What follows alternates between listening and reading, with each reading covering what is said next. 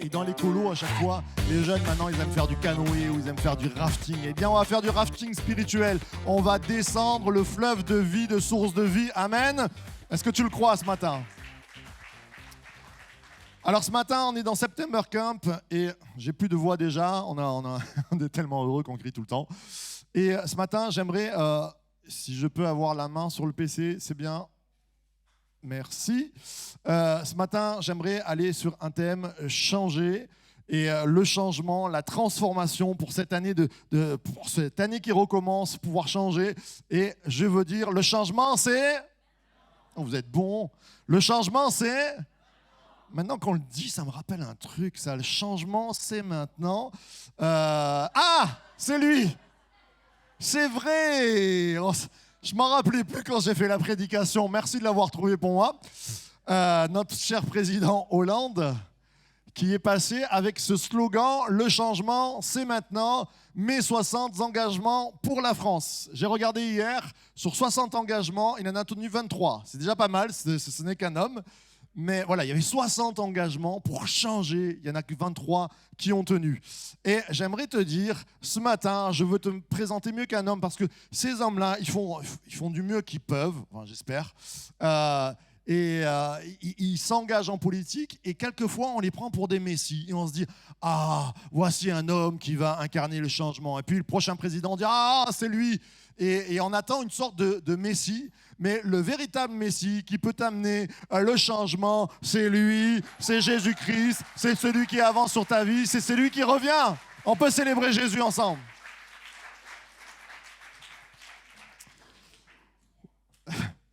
Non, ce n'est pas Jésus. Certains vont me dire une représentation de Jésus. Non, on pense à Jésus qui revient, on se l'imagine, mais en tout cas, ce que je sais, c'est que Jésus n'est pas qu'une représentation sur un papier, n'est pas qu'une représentation mentale. C'est le Dieu vivant qui peut agir dans ta vie. Alors, c'est peut-être la première fois que tu viens dans une église et j'ai envie de dire, le changement, ça peut être pour toi. Mais j'ai envie de te dire, ça fait peut-être la millième fois que tu viens dans cette église et tu as besoin de changement aussi. Et le changement, c'est aussi maintenant pour toi. Alors, on reprend à François Hollande ce slogan qui était bien sympathique et on dit, Jésus, s'il a 70 commandements, 70 volontés, ça se passera pour nos vies et ça va s'accomplir dans ta vie. Alors, retourne-toi vers un voisin et dis, ça va s'accomplir dans ta vie cette année.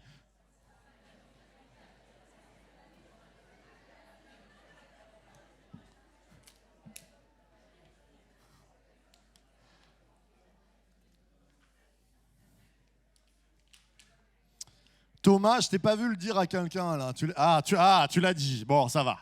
Sinon, attention. Mon père aussi, il n'a pas dit à ma mère, attention. Même maman qui est parfaite, elle a besoin de changement. Je ne veux plus être invité. Le changement, c'est maintenant. Alors, on va lire un verset qui va nous parler de changement. Pour les croyants que nous sommes, depuis longue date, on a un verset qu'on connaît par cœur, mais j'aimerais vous l'amener dans plusieurs traductions pour bien faire comprendre le sens. On a ce verset qui nous dit, c'est dans Matthieu, et dès ce moment, Jésus commença à prêcher et à dire « Repentez-vous, car le royaume des cieux est proche ». Et dans nos vies, souvent on a une idée de la repentance. Peut-être que tu viens pour les premières fois, tu ne sais même pas ce que ça veut dire le mot repentance. C'est quoi la définition de repentance? Et nous, dans notre vision peut-être de chrétiens, assemblée de Dieu, protestants, peut-être catholiques, je ne sais pas d'où tu viens, mais on a une vision de la repentance. Et j'aimerais t'amener une autre traduction. Par exemple, il y a Second 21, c'est celle la traduction second du 21e siècle, qui dit « Dès ce moment, Jésus commença à prêcher et à dire « Changez d'attitude, car le royaume des cieux est proche. » Et la Bible Semeur va dire « À partir de ce moment, Jésus commença à prêcher en public en disant « Changez, car le règne des cieux est proche. » Amen. Ce matin, j'aimerais te dire que la repentance, c'est un changement. Et un changement d'avis, c'est de la repentance. C'est-à-dire, quelquefois, moi, quand j'ai grandi dans les églises, la repentance, c'était tomber à genoux, pleurer sur les erreurs qu'on a fait, sur nos péchés et toute faute qu'on a commise. Et en fait, quand j'étais jeune, je me disais, mais est-ce que je dois me forcer à pleurer ?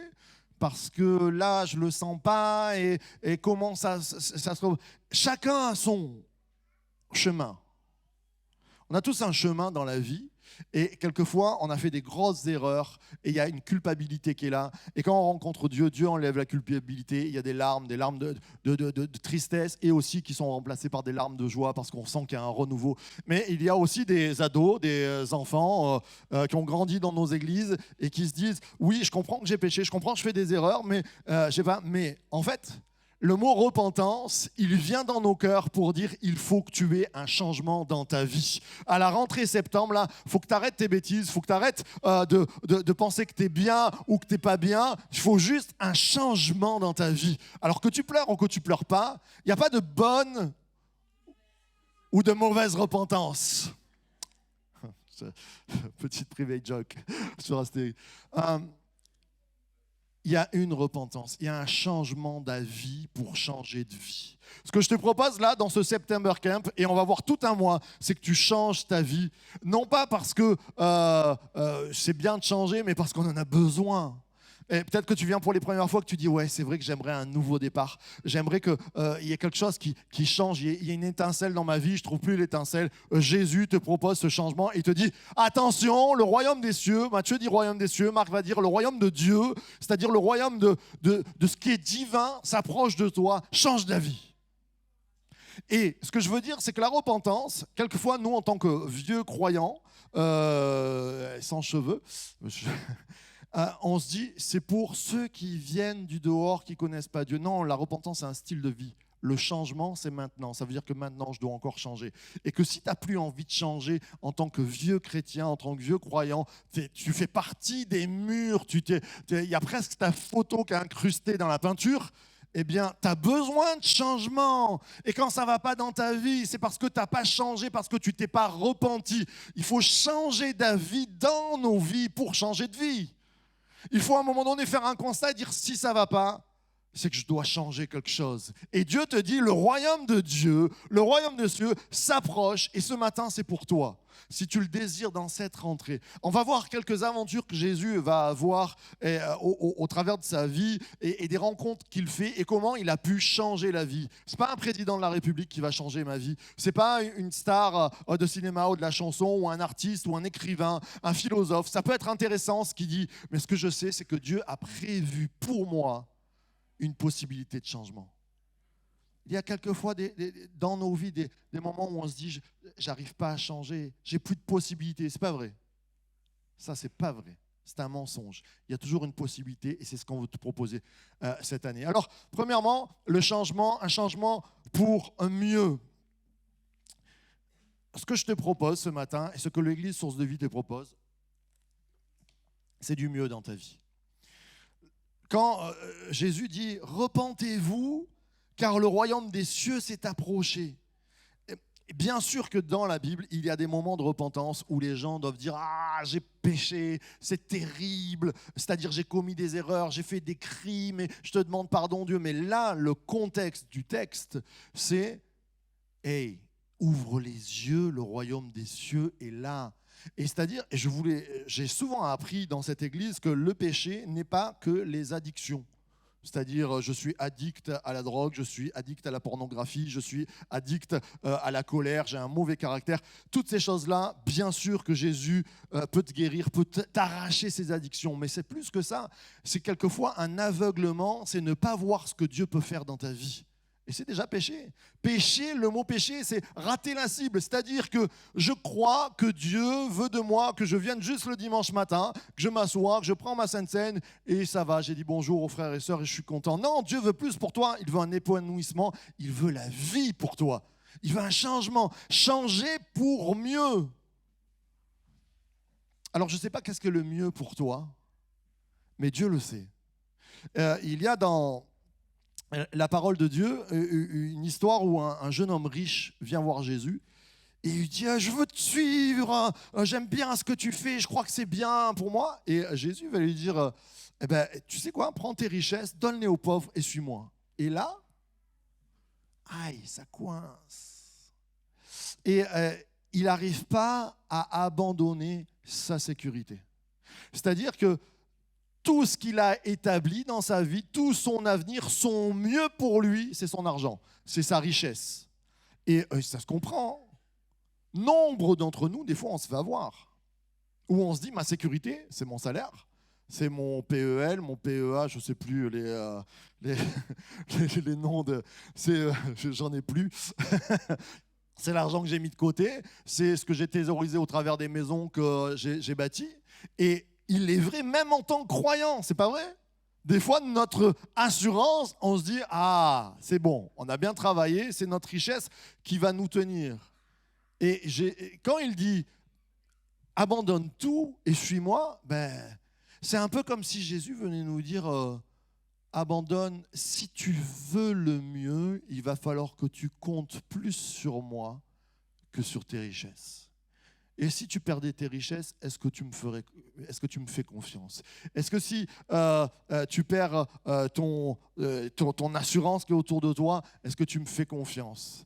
Est-ce que si tu te retrouves dans un pays où il n'y a pas de médecine, est-ce que tu me fais confiance? On est dans un pays où tout est super sécurisé, où on est coucouné, et pourtant, le mal-être n'a jamais été aussi développé que dans nos pays occidentaux. Je veux dire, le nombre de dépressions entre les pays qui ont très très peu d'argent et nous, ben, c'est nous qu'on a le record. Pourquoi on a le record? Pourquoi? Tiens, c'est une bonne question. On a tout le confort, c'est-à-dire même si tu n'as pas l'argent, tu appelles SOS médecin, tu pars à l'hôpital, on te prend en compte, tout est fait pour qu'on soit sécurisé. Et c'est intéressant que ce jeune homme riche reparte triste et moi je me suis toujours dit, mais essaye de parlementer, en plus c'est un juif quoi. À un moment donné, j'aurais négocié avec Jésus, je ne sais pas.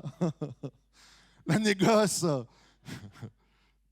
Et, oui, il y a des amis juifs. J'ai vécu 3 ans en juif, en Israël. Ma femme a des... Oui, en juif, c'est ça. Ouais, je me suis fait juif avec les juifs, c'était ça. Et ma femme qui a des racines juives, c'était elle qui marchandait le plus pour nous. Et il ne négocie pas, il s'en va tout triste. C'est fou comme quelquefois, on nous propose Dieu et on dit « Ah non, c'est pas pour moi ». Et on s'en va et on va construire nos vies avec notre propre force. Alors que Dieu dit simplement, si tu entendais ma voix. Et il y a un verset dans la parole de Dieu où Jésus va dire, heureux les pauvres en esprit, car le royaume des cieux est pour eux. Et souvent, quelquefois, on se dit, c'est quoi? Il faut pas être intelligent, il faut être bête. Non, c'est pas ça. C'est qu'il faut laisser la force de notre intelligence, la force de notre calcul, la force de notre tout ce dans quoi on met notre espérance. Jésus dit attention parce que ça peut ébranler, il peut y avoir une crise financière, tu peux tout perdre, il peut y avoir une guerre, mais moi je suis le rocher qui ne change pas. Et le mieux que Jésus veut dire, c'est heureux ceux qui sont pauvres, c'est-à-dire à un moment donné. Qu'est-ce que ça veut dire? C'est les ptokoi du pneuma, c'est-à-dire ce sont les dépendants de l'esprit. C'est-à-dire que si tu n'es pas dépendant de Dieu, tu ne goûteras pas de Dieu.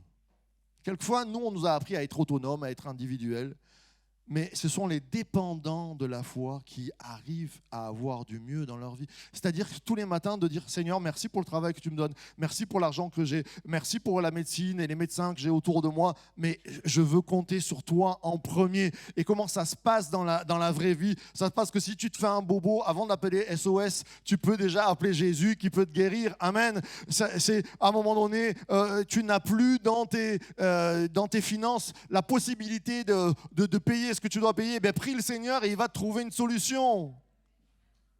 Amen. Combien de fois on a vu, je disais qu'on est parti en Israël, on est parti vent debout en disant waouh c'est bon, on a 10-15 000 euros de côté, on va faire 3 ans, mais tranquillement, en plus on était parti pour 1 an, au bout de 6 mois il n'y avait plus rien, on était comme là. Et je me rappelle de ce moment où la carte bleue tombe en panne et je vous l'ai déjà raconté, mais je suis là et en train de dire Seigneur, tu m'as envoyé en mission et j'ai plus de provisions, il n'y a plus rien dans le frigo. Je descends, je ne suis pas homme à pleurer et quand je pleure, je suis vraiment en train de me cacher sur le côté. Et donc là, je suis descendu dans la cage d'escalier, je veux dire, ma femme ne me verra pas pleurer.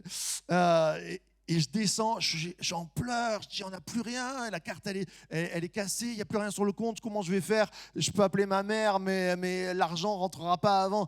Et quand je descends, je dis, Seigneur, c'est toi qui as prévu dans la provision pour la mission. Et là, je vois le gars, je m'en rappellerai toujours toute ma vie, le maraîcher qui met devant les poubelles des cagettes de poivrons, tomates, des pêches, des fruits. Et j'essaye de baragouiner, je dis, qu'est-ce qu'il dit? Il dit, j'en ai trop, je jette. Et c'était mangeable, mais c'était parfait. Elles étaient à peine un peu tachées. J'ai remonté 3 cagettes. J'ai dit, regarde le Seigneur ce qu'il fait, Ambre. C'est ça ce que le Seigneur veut faire dans ta vie.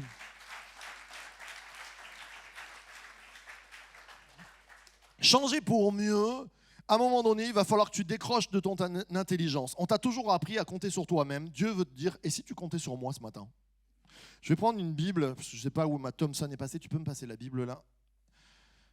Non, c'est l'autre. La grosse. Je veux la grosse, elle est plus pastorale, ça fait plus sérieux. Non, je plaisante. C'est juste que je connais l'autre traduction, que je l'aime moins. Aujourd'hui, nous sommes... Wow! Il est habile, le jeune homme là. Il vient de trouver qu'on est dimanche. Bon, au cas où, si vous ne le saviez pas, nous sommes dimanche. Et donc, vous savez que votre pasteur, chaque dimanche, il lit les... Proverbe. Pourquoi? Parce qu'il y a 31 proverbes et que chaque dimanche, je prends la date du proverbe et je lis. Et ce matin encore, je lisais. Je vous donne un petit conseil, c'est toujours bon un proverbe à prendre. Hein. Et je lisais, mets ta confiance en l'Éternel de tout ton cœur et ne te repose pas sur ta propre intelligence. Cherche à connaître sa volonté pour tout ce que tu entreprends et il te conduira sur le droit chemin. Qu'est-ce que ça vient dire, le droit chemin? C'est-à-dire le chemin qui ne rate pas la cible, qui ne rate pas le but, qui ne t'amène pas dans le péché. Péché, rater la cible. C'est-à-dire que si tu te reposes sur ton intelligence, à un moment donné, tu vas droit dans le mur. J'ai envie de te dire, ce matin, il y a du mieux pour toi. Le royaume des cieux, c'est pas rien. Quelquefois, il y a eu une vague de films sur les super-héros. On dit, waouh, lui, il a la force de voler. Lui, il a la force je sais pas, de pousser les murs, de casser, de marcher sur les murs, d'avoir des toiles d'araignée et tout. Et après, il y a Superman, il est plus fort que tout le monde, tout ça. Mais ça, c'est des histoires. Dieu, c'est Dieu. Dieu, il est créateur. Nous reposons sur un monde qui a été créé de sa main et il est là, le Tout-Puissant, et il te dit, le royaume de Dieu s'approche. Change d'avis. Change d'avis pour ta vie. Peut-être c'est les premières fois que tu viens, change d'avis, donne une chance à Dieu. Peut-être c'est la 1000e fois que tu viens, je te dis, change d'avis. Il y a tellement de croyants qui sont malheureux parce qu'ils ont oublié que Dieu est Dieu.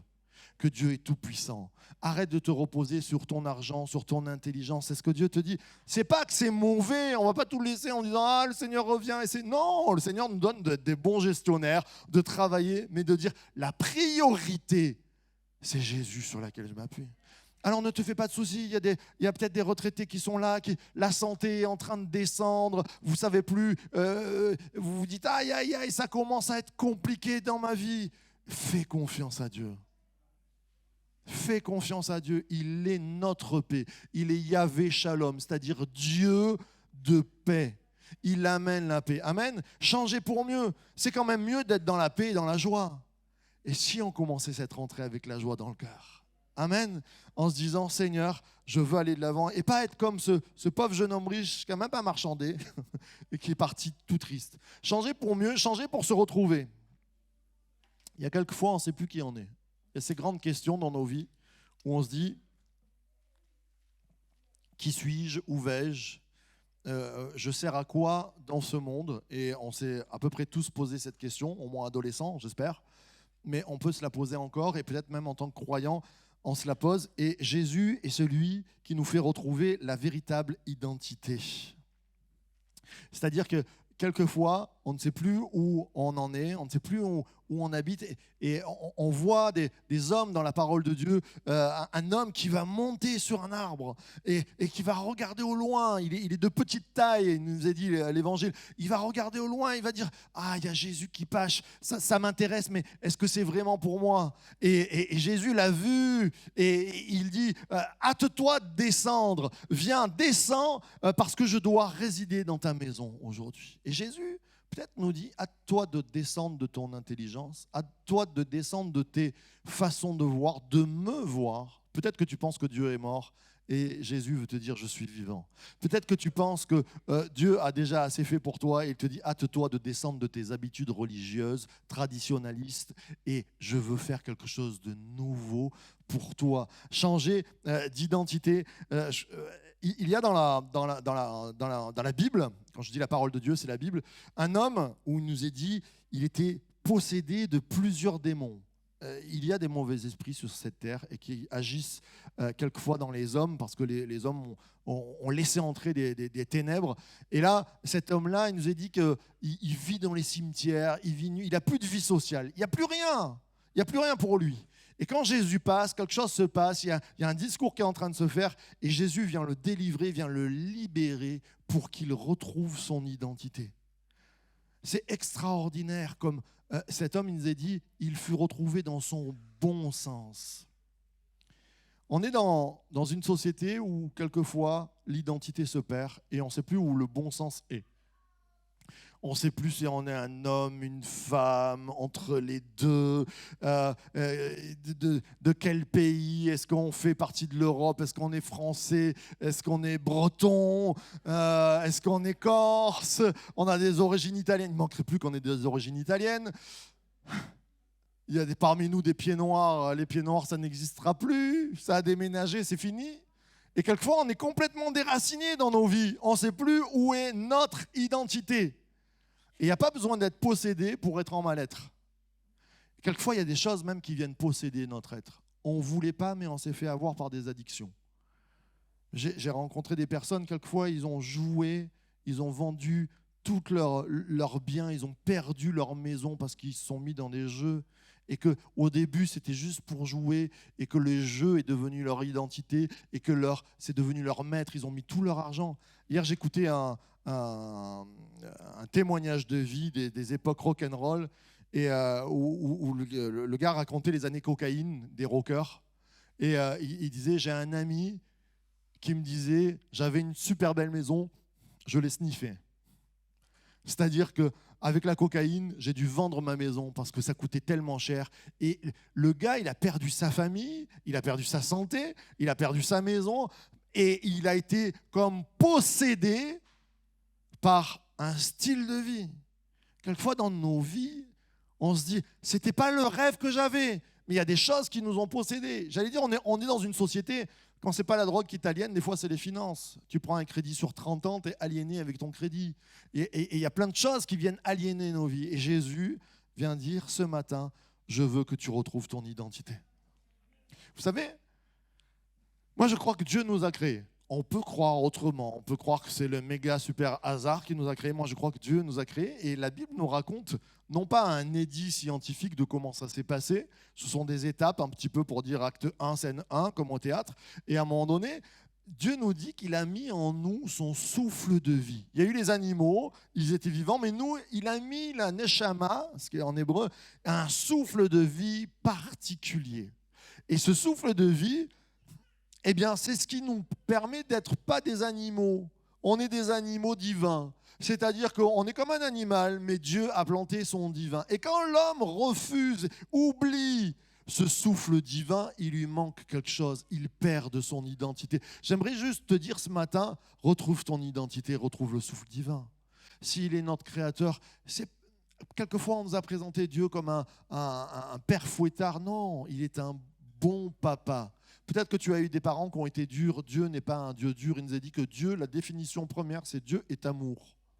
S'il est amour, c'est qu'il nous aime, c'est qu'il veut notre bien, c'est qu'il veut participer à cette identité. Et comme cet homme possédé fut retrouvé dans son bon sens, il y a une transformation qui s'est faite.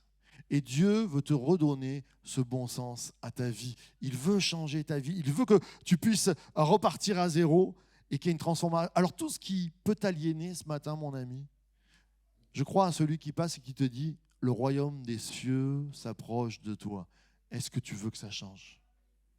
Est-ce que tu veux te sortir de cette aliénation?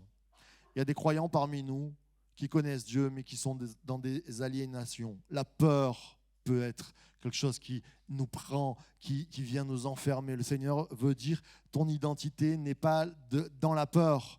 Il n'a pas donné un esprit de timidité, mais un esprit de force et de puissance. Dis à ton voisin, tu as un esprit de force et de puissance que Dieu veut te donner.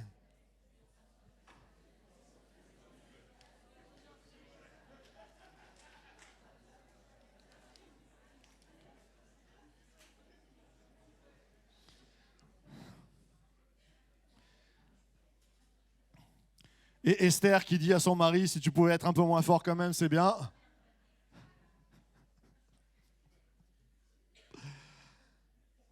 Changer d'identité. Aujourd'hui, Dieu te propose le mieux qu'il a, et l'identité qu'il a pour toi, c'est l'identité du Créateur, c'est l'identité de l'amour, c'est ce souffle de vie. Quand on n'a pas de souffle, quelquefois je vois des gens qui me disent « Oh là là, je suis à bout de souffle ». Ben, rencontre Jésus, il va te redonner le souffle.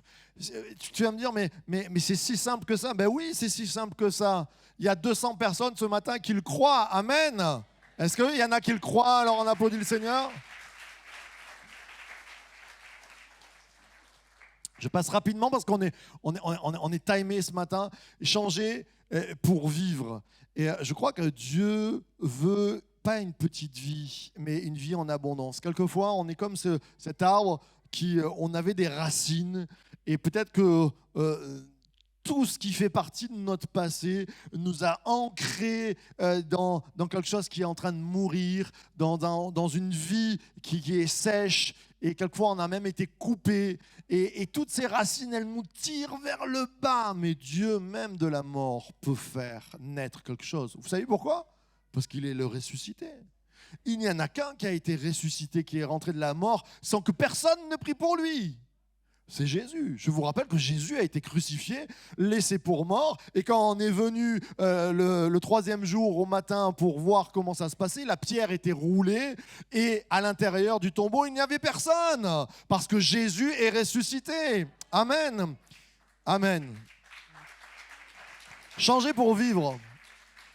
Il y a dans la parole de Dieu ce moment où un aveugle qui s'appelle Bartimée, il est sur le bord du chemin et Jésus passe. Il y a une foule qui est devant lui, il est aveugle, il n'arrive pas à percevoir, mais il nous est dit que c'est un aveugle. Il a un manteau sur lui parce que peut-être qu'il est un peu SDF ou il a une vieille maison. Et ce qu'il a, le manteau, c'est tout ce qui représente sa vie. C'est ce qui le réchauffe. C'est ce qui, peut-être il a des poches dans ce manteau, il peut mettre des choses, il a peut-être l'argent dans ses poches. Il dort avec, il vit avec, ça fait partie de sa vie. Il n'est pas né avec, mais ce manteau est devenu sa vie. Et il nous a dit que quand Jésus passe, il y a une foule qui le sépare. Il y a toutes sortes de choses qui pourraient mettre une séparation entre lui et Jésus. Mais il va se lever, il va jeter le manteau, il va le laisser sur le bord du chemin. Et il va crier « Fils de David !»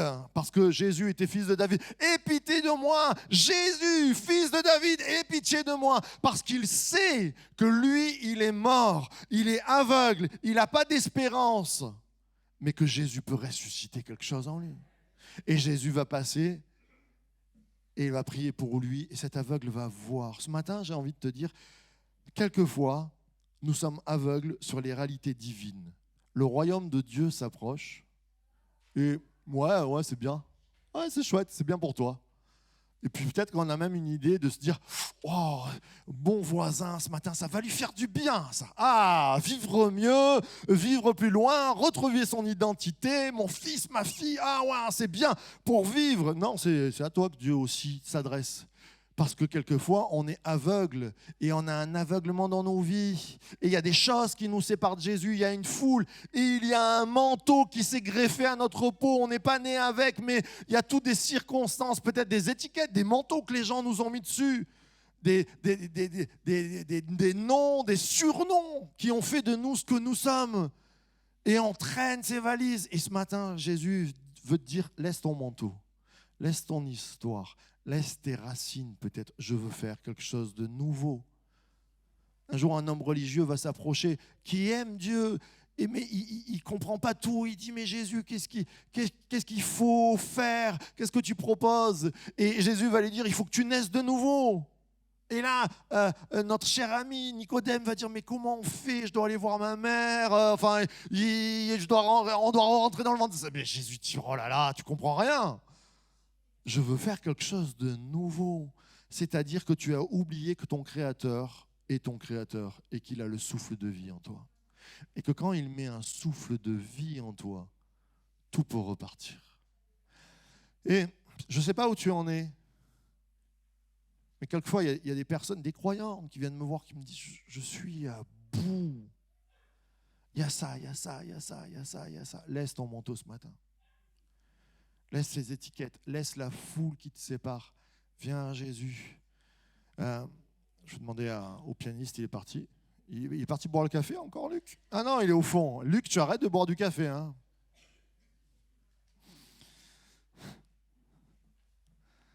Ce matin, on est dans un temps où on démarre l'année. C'est vraiment le démarrage. Et j'aimerais pas que des personnes, à la fin du mois de septembre, me disent « Oh là là, ça va pas ». Je crois que toute l'Église qui est là ce matin peut me dire « On a pris un nouveau départ et ça va bien ». Amen. Je crois que toute l'Église peut me dire, j'étais comme ce Bartimée sur le bord du chemin, j'avais quelque chose qui se collait à moi, qui collait à ma peau, il y avait des choses qui me possédaient, il y avait des addictions qui étaient en moi, et à la fin du mois de septembre, on a vécu des choses et le souffle de Dieu vient en moi, et il y a quelque chose de précis qui m'a été donné, et ce matin, Dieu veut le faire. Alors, je pourrais multiplier les témoignages bibliques et les témoignages de vie.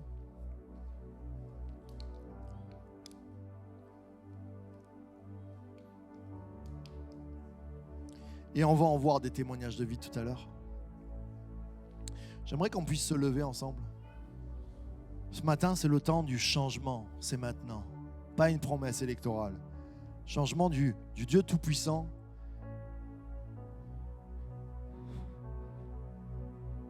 Qui vient de sortir de tes soucis, de ta dépression, de tes addictions. Changement, c'est maintenant aussi pour toi qui es chrétien depuis tellement longtemps, mais qui a oublié que Jésus a la vie et la vie en abondance. Le changement, c'est pour toi, c'est ton jour aujourd'hui si tu le décides. L'évangile, c'est simple, mais il faut changer d'avis, il faut se repentir. Il faut dire oui, je crois que ce matin, Dieu peut faire quelque chose. Alors ce matin, on a les yeux fermés, j'ai les yeux fermés. Moi, j'ai besoin de changement dans ma vie. Toi, je ne sais pas. Peut-être que tu vas être comme le jeune homme riche qui dit non, j'ai pas besoin, j'ai ma richesse. Moi, je manque et je veux être en manque devant Dieu et dire Seigneur, j'ai besoin de toi pour ma vie. J'ai besoin de toi pour avancer en tant que papa, en tant que mari, en tant que pasteur, en tant qu'être humain, en tant que voisin, combien j'ai des manquements, combien des fois je peux avoir des troubles. Seigneur, dans tous ces troubles, qu'ils soient dans mon passé ou qu'ils soient dans mon présent, qu'ils soient dans ma nature, j'ai besoin de changer pour mieux. Ce matin, je vous propose, et personne ne regarde, et c'est entre toi et Dieu, de lever votre main comme si vous faites un signe à Dieu et de dire « Je veux croire en toi, je veux croire en cette parole. Je veux croire en ce changement parce que le royaume de Dieu s'approche, parce que tu t'approches. Le royaume de Dieu s'est approché où Jésus a dit « Voici, les sourds entendent, les aveugles voient et les cœurs brisés sont restaurés. » Ce matin, il y a des cœurs brisés qui doivent être restaurés. Alors je lève la main pour moi-même, mais tu peux lever ta main aussi devant Dieu en disant « Seigneur, j'ai besoin de toi, j'ai besoin de ce changement pour cette année. Je veux redémarrer, je veux recommencer. Je veux que ce September Camp soit pour moi un nouveau départ, comme une date dans ma vie où tu m'as rencontré, où je t'ai rencontré. »